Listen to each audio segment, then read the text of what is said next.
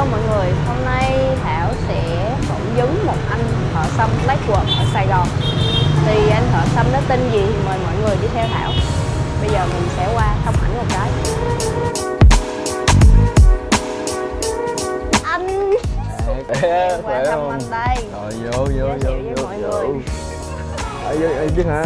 Thì bây giờ mình sẽ vào tiệm của anh tại em có một số câu hỏi muốn hỏi anh hôm nay. Ok, easy. Đi thôi.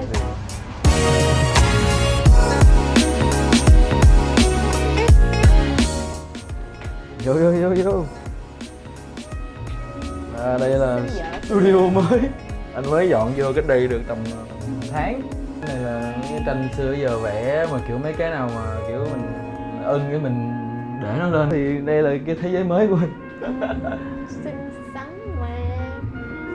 Rồi Anh muốn làm thêm nữa nhưng mà em muốn phỏng vấn anh một đoạn này cái. ok. Rồi Ok thì bây giờ nó sẽ có vài câu hỏi khá là nghiêm túc, cho nên có lẽ em sẽ nên ngồi đối diện anh cái đi, mình nói chuyện cho nó dễ. Rồi em sẽ để lại không gian để cho anh một mình. Rồi ok luôn. Ok nghe. Rồi dễ feel đúng không? Rồi ok. Tên là Thắng Phạm. Tên là Phạm Thắng nhưng mà mọi người hay gọi là Thắng Phạm.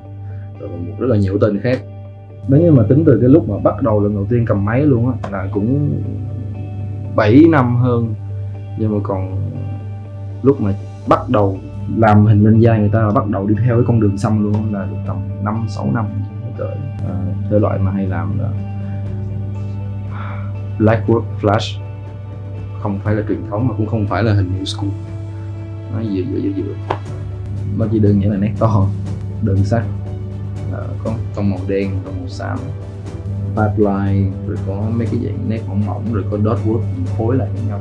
Thì bằng một cái lý do đó thì mình lại bị thích cái hồn của hình Russian traditional, là hình xăm truyền thống của Nga. Thì hình xăm truyền thống của Nga nó bắt nguồn từ tù ra. Cái hình xăm nó rất là đơn giản, nó chỉ là những cái line, trong đó có những cái ví dụ như là dây kẽm hay là những cái giọt máu, hình xăm giọt nước đen thùi lùi như vậy. Đó là những cái hình tiêu biểu của hình truyền thống Nga. Mình mới thắc mắc là tại sao mấy cái hình này nó phải có một cái ý nghĩa gì đó rõ ràng. Thì mình mới tìm hiểu thì mình mới biết là cái vấn đề là nó nằm ở cái phần ý nghĩa chứ nó không có còn nằm ở hình ảnh nữa. Cái lý do mà mình không muốn hướng cái sở thích này của mình, cái đam mê của mình đi theo số đông ở ngoài kia, tại vì mình thích có được những cái lúc riêng tư với khách, mình ngồi nói chuyện với khách, mình hiểu khách hơn. Cái hình mình làm cho những người khách hầu hết 8 trên 10 hình là nó có một cái ý nghĩa rõ ràng.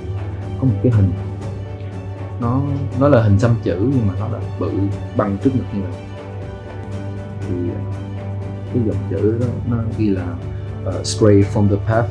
Thì cái hình đó, cái ý nghĩa của cái câu đó nó là mình như một con sói sẽ sống theo bầy đàn, thì con người không tự. Nhưng mà khi mà mình tách ra khỏi bầy thì mình có thành một cái gì đó rất là đặc trưng, một cái gì đó riêng. Cho dù là xấu hay là tốt mình không màng tới, nhưng mình dám tách ra khỏi bầy thì mình đi một mình, và mình tin là con đường mình đi sẽ là đúng. Thì cái hình đó là một trong những hình mình thấy gọi là rất ý nghĩa. Ở trên người mình đó là một bộ sưu tập những cái hình xăm của những cái bạn của mình mà họ mới làm xăm, hay là họ sau đó họ muốn xăm test thử cho biết, hay là muốn kiếm người tình nguyện viên để mà xăm. Mà hồi xưa mình khoái xăm lắm, kiểu ê tao. Thì có những khi mình để ý là cảm giác cái người bạn đó kiểu họ thực sự không có tôn trọng cái miếng da đó. Thời xưa thì không có sao, nhưng mà từ từ mình càng nhận ra cái chuyện mà họ không thực sự gọi là bỏ cái tâm họ vô. Đó là thực sự những cái gì mà nó đã xảy ra. Thì mình thấy những cái đó rồi mới nghĩ là sau này nếu như mình có làm xong mình phải làm đàng hoàng tử tế.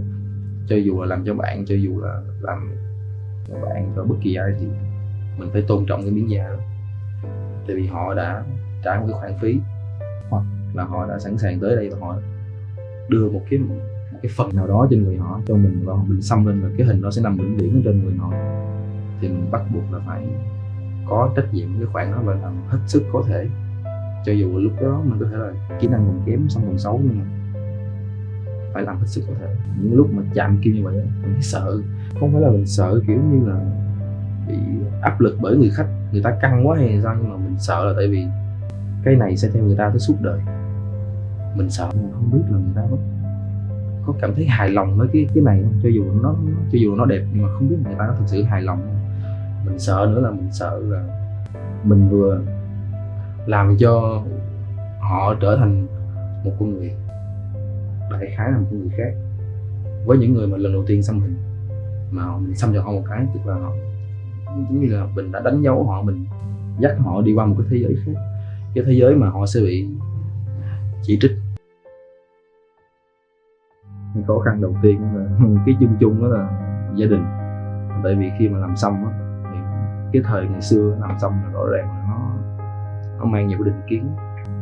Cái hình xăm đầu tiên của mình là mình có từ chắc phải 8-9 năm trước gì hình bên đây nè.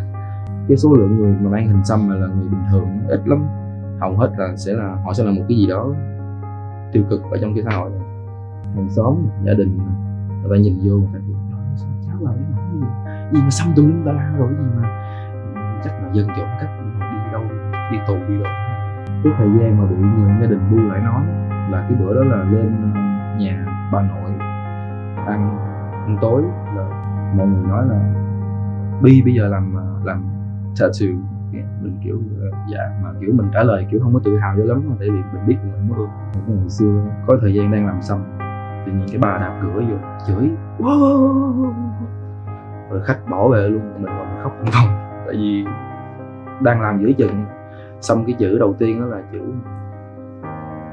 I love you mom trên cái tay người khách đó, nhưng mà được tới cái chữ I rồi LOV nhưng mà chưa được chữ E cuối nữa là ba đạp cửa vô.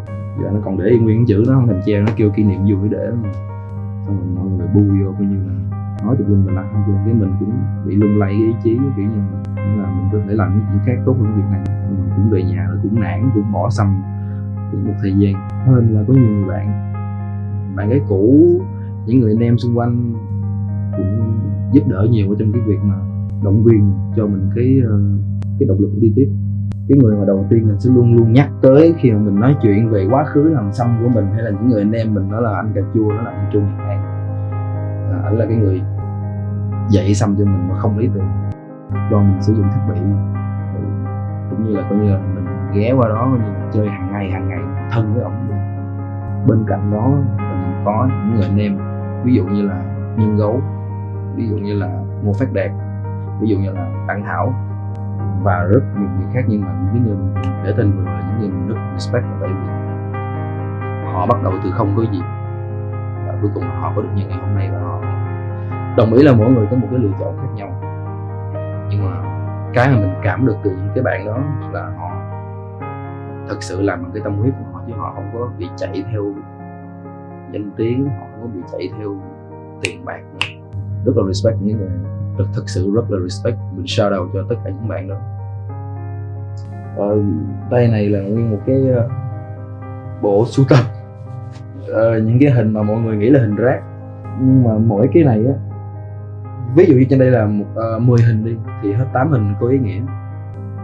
Ví dụ như cái hình cái lưỡi câu này, hồi nhỏ ba dắt đi câu cá mà đi đều hàng cuối tuần đi câu cá, câu ở Bình Quế nè, câu hoài nhưng mà tới một lần nào đó thì không có còn đi câu nữa, thì bằng một cái lý do gì đó, cái tình cảm cha con nó tự nhiên nó bị đẩy lùi ra, tại vì không có cái thời gian để mà giao tiếp với nhau. Mình chỉ có được thời gian để mà thân với bố mình nhiều hơn, từ những cái buổi đi câu riêng biệt chỉ có hai cha con đi với nhau, nhiều khi bạn bố đi chung. Thì cái hình xăm này để nhớ lại cái thời gian đó. Còn bây giờ thì nó càng ý nghĩa hơn là tại vì giờ bố mất rồi. Bố mình luôn luôn mong muốn mình sẽ đi theo một con đường khác, cho tới những cái năm cách đây 1-2 năm trước đó, bố vẫn còn nói là thật sự con không phải là một cái mối nhục, nhưng mà con không phải là người bố muốn. Mình hiểu là ý của bố không có gì hết, ý của bố chỉ là mình đã không có đi đúng cái hướng mà bố muốn thôi. Nhưng mà mình cũng xin lỗi bố là tại vì mình không đi được đúng theo con đường mà cả bố và mẹ đều muốn, và cả những cô chú mà mẹ đều muốn.